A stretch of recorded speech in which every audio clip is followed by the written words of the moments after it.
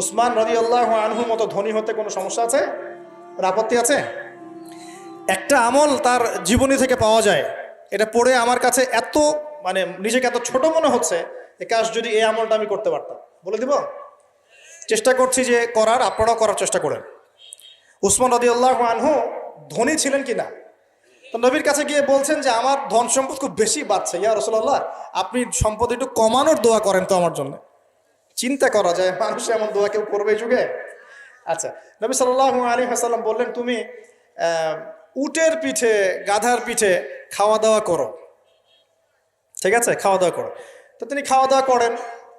এখন কয়দিন পরে, কয়দিন বলতে কতদিন আল্লাহ ভালো জানেন, তিনি এসে বলছেন ইয়া রাসূলুল্লাহ আমার তো সম্পদ আরো আগের চেয়ে বাড়তেছে দেখি, আপনি কি দোয়া করলেন? সম্পদ তো আরো বাড়া শুরু করেছে এখন। তখন তিনি বলছেন যে তুমি যখন খাও তখন তোমার হাত থেকে যদি খাবার পড়ে যায় তুমি কি করো? তখন তিনি বলেছেন আমি আমার হাত থেকে খাবার যদি পড়ে যায়, একটা দানাও যদি পড়ে যায়, আমি উটের পিঠ থেকে নেমে সেই খাবারটাকে তুলে পরিষ্কার করে তারপর খাই। উসমান রাদিয়াল্লাহু আনহু এত ধনী মানুষ, তিনি প্রতিবেলায় 100 মানুষকে খাওয়াতে পারেন, কোনো সমস্যা নেই।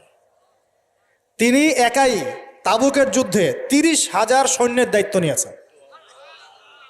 30,000 সৈন্য 3 মাস যাবে, যাত্রা বিরতি করবে, খাবে দাবে, তাদের ঘোড়া অস্ত্রশস্ত্র সব দায়িত্ব একজন ব্যক্তি বহন করেছেন, ওসমান রাদিয়াল্লাহু আনহু।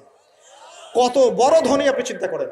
উনার মতো ধনী কোনো পররাষ্ট্রমন্ত্রীও নাই পৃথিবীতে এখন, কোনো বিশ্ব নেতাও নাই ওনার মতো ধনী এখন, কেউই নাই। আর উনি কিন্তু তার এই ধন সম্পদ সুদের মধ্য দিয়ে অর্জন করেন নাই, তার ধন সম্পদ দুর্নীতির মধ্য দিয়ে অর্জন করেন নাই। তার ধন সম্পদ তিনি কিন্তু এই যে অন্যের সম্পদ অন্যায়ভাবে দখল করে অর্জন করেন নাই।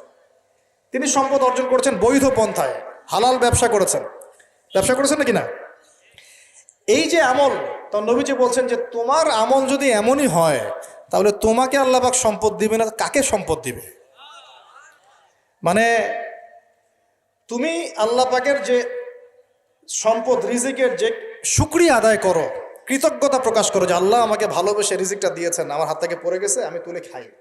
এই যে আল্লাহ পাকের নেয়ামতের প্রতি তোমার যে শ্রদ্ধা, যে সম্মান, এর এর এর শুকরিয়া স্বরূপে আল্লাহ পাক তোমাকে এরকম সচ্ছল বানায় দিচ্ছেন, আর তো কিছু করার নাই।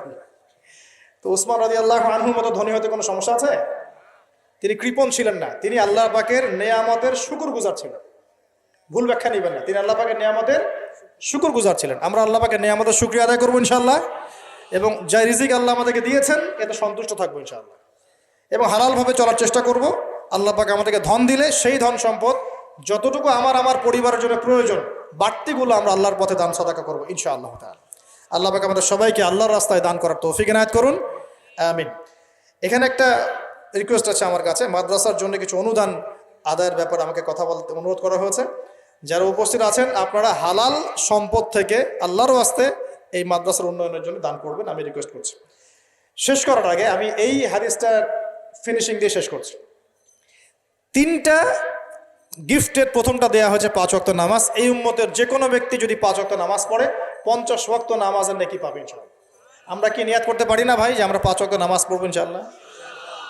যে কোনো অবস্থায় নামাজ পড়বো ইনশাআল্লাহ। যদি দাঁড়াতে না পারেন কি করবেন? বসে পড়বেন। বসেও পড়তে পারছেন না কি করবেন? শুয়েও পড়তে পারছেন না কি করবেন? পারা যাবে তো ইনশাআল্লাহ। আর নামাজ কি ভাই আমাদের এই যে 3G 4G নামাজ পড়বো ভাই? হ্যাঁ, 3G 4G নামাজ পড়বো? এটা আবার কোন নামাজ যে নামাজে রুকু করলে সেজদা পাওয়া যায় না, সেজদা করলে ওঠার সময় পাওয়া যায়, এমন নামাজ হয় না সমাজে কিছু? এই নামাজগুলো আল্লাহর ওয়াস্তে বাদ দেন। আল্লাহর ওয়াস্তে রিকোয়েস্ট করছি যে 3G 4G নামাজ বন্ধ করেন। নামাজটা ধীর স্থিরভাবে পড়ার চেষ্টা করেন, নামাজটা বুঝে পড়ার চেষ্টা করেন। নামাজেই আপনি আল্লাহকে পাবেন ইনশাআল্লাহ। যে কোনো সমস্যার সমাধান নামাজেই হবে ইনশাআল্লাহ। সেজদা লম্বা করেন, সেজদায় বেশি বেশি দোয়া করেন, ইনশাআল্লাহ তাআলা আল্লাহ আপনার দোয়া শুনবেন, আল্লাহ আমার দোয়া শুনবেন ইনশাআল্লাহ। আর রমজান মাসে নিয়াত করি ইনশাআল্লাহ, রমজান মাসে আমরা সবাই জামাতে তারাবি পড়বো ইনশাআল্লাহ।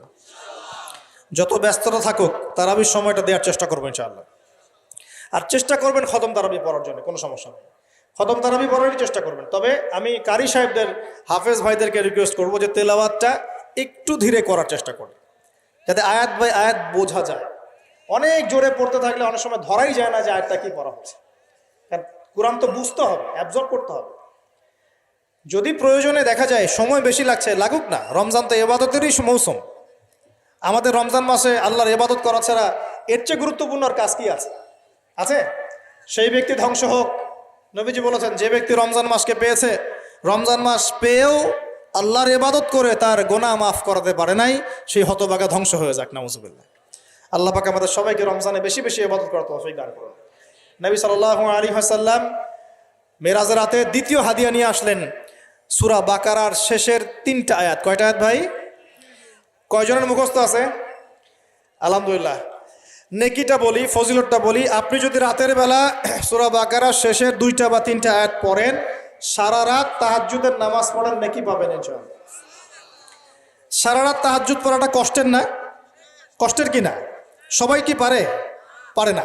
এখন শুধু যদি ঘুমানোর আগে, আপনি আজকে রাত্রে ঘুমানোর আগেই জাস্ট আপনি পড়বেন এই যে লিল্লাহি মা ফিস সামাওয়াতি ওয়া মা ফিল আরদ, এখান থেকে নিয়ে ফানসুরনা আলাল কওমিল কাফিরিন পর্যন্ত, অথবা আমানার রাসূলু বিমা উনজিলা ইলাইক, এখান থেকে নিয়ে ফানসুরনা আলাল কওমিল কাফিরিন পর্যন্ত, শেষের 2টা বা 3টা পড়তে পারলে বেশি ভালো। এই 3টা আয়াত যদি পড়ে ফেলেন, পড়ে ঘুমিয়ে যান, ঘুমন্ত অবস্থাতেও তাহাজ্জুদের নেকি পাচ্ছেন ইনশাআল্লাহ। আল্লাহ পাক দিন সহজ করে দিয়েছে, একটু আগ্রহ করে আমল করলেই হয়। আল্লাহ পাক তৌফিক এনায়েত করুন, বলি আমিন। আর তৃতীয় হাদিয়া নবী সাল্লাল্লাহু আলাইহি ওয়াসাল্লামকে আল্লাহ পাক দিয়েছেন, এটা একটু মনোযোগ দিয়ে শোনেন। এই কথাটা ভুলে যায় না। আজকের লেকচারে যদি সব কথাও ভুলে যান, এই কথাটা ভুলেন না। আল্লাহ পাক তার নবীকে বলছেন, হে মুহাম্মদ, বলেন সাল্লাল্লাহু আলাইহি ওয়াসাল্লাম, তোমার উম্মতের কোনো ব্যক্তি যদি আকাশ জমিন, পুরো আকাশ জমিন সমান গোনা নিয়ে আমার সামনে দাঁড়ায় কিয়ামতের মাঠে, তোমার উম্মতের যে কোনো ব্যক্তি, নর নারী, যুবক যুবতী, যেই হোক না কেন, সাদা কালো, ধনী গরিব, হুএভার হি ইজ, তোমার উম্মতের যে কোনো ব্যক্তি আসমান জমিন সমান গোনা নিয়েও যদি আমার সামনে দাঁড়ায়, কিন্তু তার আমল নামার মধ্যে শিরিকের কোনো পাপ নাই। কোন পাপ নাই? শিরিক তো বুঝি ভাই, আল্লাহর সাথে অংশীদার সাব্যস্ত করা। কিতাব তাওহীদ বইটা পড়ে নিন, তো এখানে সব দেয়া আছে। শিরকের পাপ নাই, আসমান জমিন সমান পাপ দিয়ে ভর্তি। আমি আল্লাহ তার সামনে আসমান জমিন সমান ক্ষমা দয়া নিয়ে হাজির হব ইনশাআল্লাহ। মানে আল্লাহ পাক তাকে মাফ করে দিবেন ইনশাআল্লাহ। খালি শিরকের পাপ না করলেই আল্লাহ মাফ করে দিবেন। এখন শিরকের পাপ কিন্তু অহরহ হচ্ছে। চিন্তায় শিরক হচ্ছে, কথায় শিরক হচ্ছে, কাজ করতে গিয়ে শিরক হচ্ছে। শিরক সম্পর্কে বিস্তারিত আলোচনা করেছি, অনলাইনে সার্চ দিয়ে দেখে নিন। শিরক কি ও কেন, ডিটেলস কত রকম শিরক হচ্ছে বলা হয়েছে। আর একটা বইয়ের নাম বলে দিলাম, কিতাবুত তাওহীদ। এই বইটা পড়লে আপনি বুঝতে পারবেন শিরক কি ও কেন, কত প্রকার কি কি, এরকম অনেক কিছু, অনেক বই বাজারে পাওয়া যায়। পড়লেই দেখবেন কত রকম শিরক আমরা এখন করছি। আল্লাহ পাক আমরা সবাইকে শিরক মুক্ত আমল করার তৌফিক দান করুন। সাহাবীরা বললেন, ইয়া রাসূলুল্লাহ, যদি সেই ব্যক্তি জিনা করে আল্লাহ কি তাও মাফ করে দিবে? নবীজি বলছেন, হ্যাঁ, যদি জিনা করে তাও মাফ করে দিবে। যদি সে চুরি করে আল্লাহ কি তাও মাফ করে দেবে? নবী বলেন, হ্যাঁ, যদি চুরি করে আল্লাহ তাও মাফ করে দিতে পারবেন, যদি তাওহীদ ঠিক থাকে। তো এই কথা বলার মধ্য দিয়ে আপনাকে জেনা আর চুরি করতে উৎসাহিত করা হচ্ছে না, বরং আল্লাহ পাকের দয়া এবং শিরকের গুরুত্ব, তাওহীদের গুরুত্ব বোঝানো হচ্ছে। শিরকের ক্ষতি এবং তাওহীদের গুরুত্ব বোঝানো হচ্ছে। আল্লাহ তাওহীদ লা ইলাহা ইল্লাল্লাহর উপর থাকতে পারলে যে কোনো পাপ আল্লাহ যাকে ইচ্ছা মাফ করে দেবেন। কারণ আল্লাহ পাক শাস্তি দেবেন, মৌতের যন্ত্রণায় শাস্তি হবে, কবরের আযাবে শাস্তি হবে, কিয়ামতের মাঠে মানুষ দাঁড়িয়ে থাকবে, ওখানে শাস্তি, জাহান্নামে কিছুদিন শাস্তি দিয়ে হলেও আল্লাহ পাক একদিন আবার জান্নাতে দিয়ে দিবেন ইনশাআল্লাহ। আর যে ব্যক্তি সবচেয়ে শেষে জান্নাতে যাবে, একদম শেষ ব্যক্তি, জানি না সেই হতভাগা ব্যক্তির নাম কি, হতভাগা বলবো না, সেও তো সৌভাগ্যবানই, শেষ পর্যন্ত সেও সৌভাগ্যবান। আমরা দোয়া করি আল্লাহ পাক আমাদেরকে প্রথমেই জান্নাত দিয়ে দেন, আমিন। তো শেষ যে ব্যক্তি, একদম লাস্টে যে ব্যক্তি জান্নাতে যাবে, আল্লাহ পাক তার নাম জানেন না? জানেন কি না? সেই ব্যক্তিকে আল্লাহ পাক এই দুনিয়ার চাইতে 10 গুণ বড় দুনিয়া দিবে, 10 গুণ বড় জান্নাত দিবে ইনশাআল্লাহ। এই দুনিয়ার চাইতে 10 গুণ বড় জান্নাত সে ব্যক্তি পাবে যে সবচেয়ে শেষে জান্নাতে যাবে। আল্লাহ পাক আমাদের সবাইকে জান্নাতে যাওয়ার জন্য শিরক মুক্ত আমল করার তৌফিক দান করুন। আজকের এই লেকচারে আমরা যে বিষয়গুলো ওয়াদা করেছি, 1 নাম্বার, আমরা সবাই 5 ওয়াক্ত নামাজ পড়বো ইনশাআল্লাহ, কোরআন তেলাওয়াত করা শিখবো ইনশাআল্লাহ। আর ওয়াদা করেছি আমরা সবাই কোরআনের অর্থটা বুঝবো, যারা হাফেজ আছি রমজান মাসে পুরোটা পড়ে শেষ করবো। হারাম খাবো না, সুদের সাথে সম্পৃক্ত হব না, চরিত্র হেফাজত করব, জেনা ব্যভিচারের ধার কাছে যাব না ইনশাআল্লাহ। হ্যাঁ, আমরা বেশি বেশি দরুদ পড়বো, আর সকালে সন্ধ্যায় কমপক্ষে 10 বার করে পড়বো ইনশাআল্লাহ। আমরা আরেকটা ওয়াদা করি, আমাদের পরিবারের মা বোনদেরকে আমরা খাস পর্দায় রাখার চেষ্টা করবো ইনশাআল্লাহ। আর মা বোনদেরকে একটু বুঝিয়ে সুঝিয়ে চলতে হবে। আসলে তাদের ব্যাপারে এগ্রেসিভ কোনো পদক্ষেপ নেই, কোনো লাভ নাই। এই অভিজ্ঞতার আলোকে বলছি, বাসায় স্ত্রী যাদের আছে, যাদের নাই তারা তো মাশাআল্লাহ এখন পর্যন্ত ভালোই আছেন। আর যখন হবে তখনও ভালো থাকবেন, কিন্তু ওই ভালোর মজা একরকম, এই ভালোর মজা আর একরকম। ঠিক আছে? তো মনে রাখবেন যে ধৈর্যের কোনো বিকল্প নাই। ধৈর্য হচ্ছে বড় কোনো গুণ আল্লাহ পাক কাউকে দেন নাই। এগ্রেসিভ হলেই সমস্যা। মনে রাখবেন পরিবার হয়ে গেলেই আপনাকে রেসপন্সিবিলিটি নেওয়া লাগবে। তখন চামড়া হতে হবে গন্ডারের মতো মোটা, কানের পর্দাও গন্ডারের মতো মোটা হইতে হবে। সব কথা শোনাও যাবে না, সব কথা রিয়াক্ট করা যাবে না। ঠিক আছে? সবর সবর। আর নারীদের ব্যাপারে আল্লাহ রসুল বলে দিয়েছেন একটু বাঁকা হবে, বুঝিয়ে সুঝিয়ে চলতে হবে। সো তাদের ব্যাপারে কঠোর না হয়ে বুঝিয়ে সুঝিয়ে দিনের দিকে নিয়ে আসেন, আমল উৎসাহিত করেন, পর্দা চালু করেন, নিজের পরিবারটাকে ইসলামিক পরিবার বানানোর চেষ্টা করেন। আল্লাহ পাক তৌফিক এনায়েত করুন।